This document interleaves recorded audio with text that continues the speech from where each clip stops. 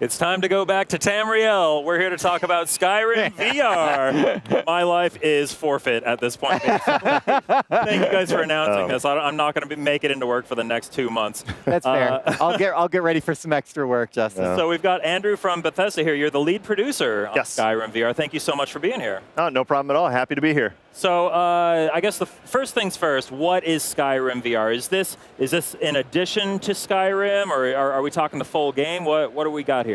So this is the entire game. The entire from the beginning till well, there's no real end. So wait, really? Throughout the It's entire the whole game. Yeah. Oh, It's the entire game. Whoa, this is crazy. Really?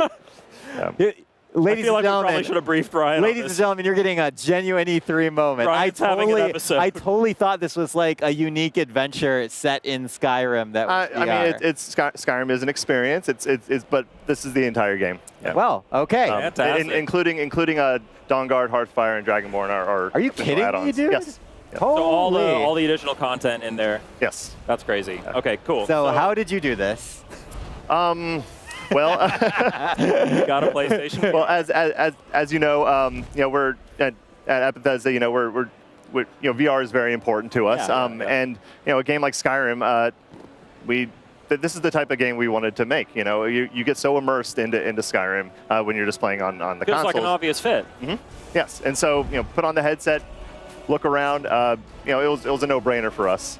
Wow, I'm so surprised. Ryan's still freaking out about the fact that this is full game. I would have like promised. I would have promised. Someone's screaming out of excitement down on the show floor. They're so excited. So we're seeing some footage of Skyrim VR here. As we mentioned, this is the full game. Obviously, you guys have to. I'm sure you had to consider a few things to bring the full Skyrim experience into VR in terms of movement and combat. Oh, absolutely. Like, how's that all look? So as I said, when we first got the game running on the PSVR headset, we put on the headset and we instantly had tons of ideas on what we wanted to do. Yeah. I mean, because you can equip weapons in either hand, you can have spells in either hand, you have your shouts, full range of motion with the Move controllers. We absolutely had to do that. So that's what we focused on. We really wanted to be able to do that. And I'll tell you, you'd be able to, you can equip the flame spell in each hand, and you're attacking people like this, and then when you realize, oh, I can hit 2 people at the same time. Or in my case, I was just over there playing it. Thank you, by the way, for getting me in to play it.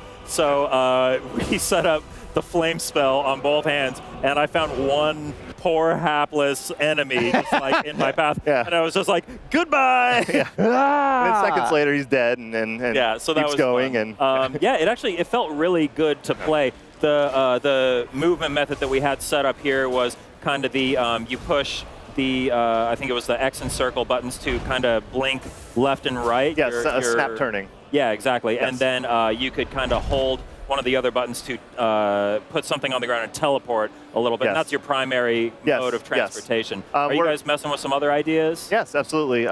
We want to be able to we want to be able to support different locomotion types because people have different preferences based on immersion or comfort.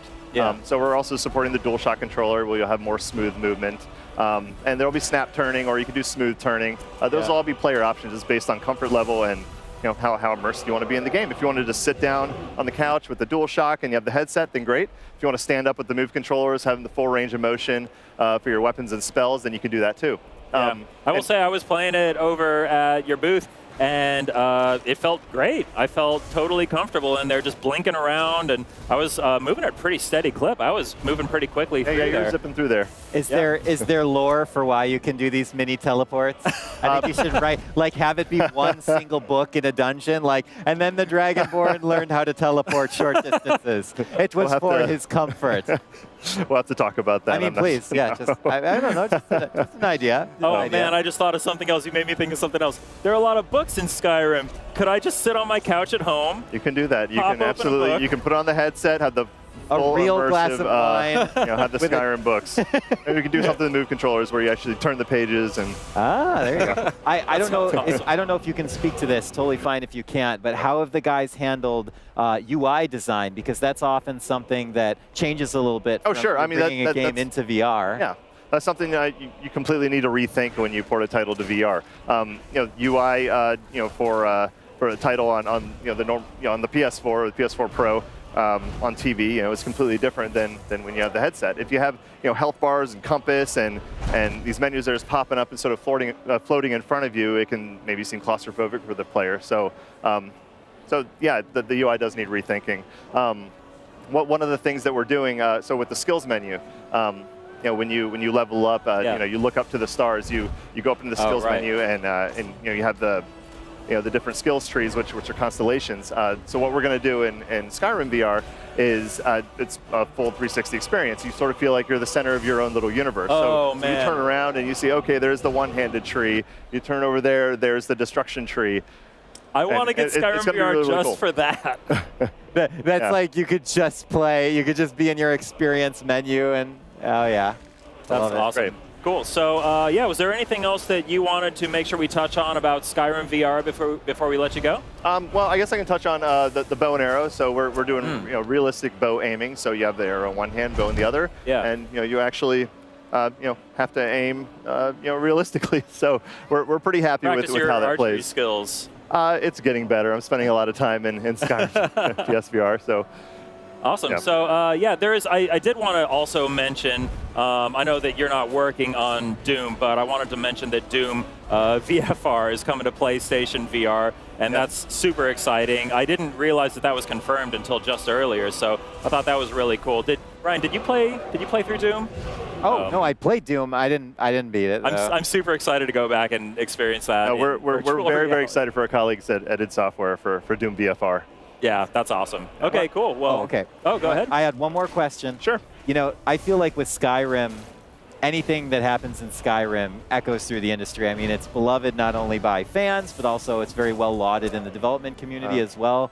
How does the team handle that pressure and those expectations as they develop and embark on a new quest like Skyrim VR? I don't think we have any problem with the pressure. We pressure ourselves. This is the type of game that we wanted to play. I mean, we wanted to play Skyrim in VR, so it's great that we can bring it to everyone else as well. Awesome. So good. Easy. Man, you just dusted that right off your shoulder. I mean, excuse me? When is Skyrim VR coming out? November. November, this year? Yes, this year. Excellent. There's really too many games. No, we're excited. PlayStation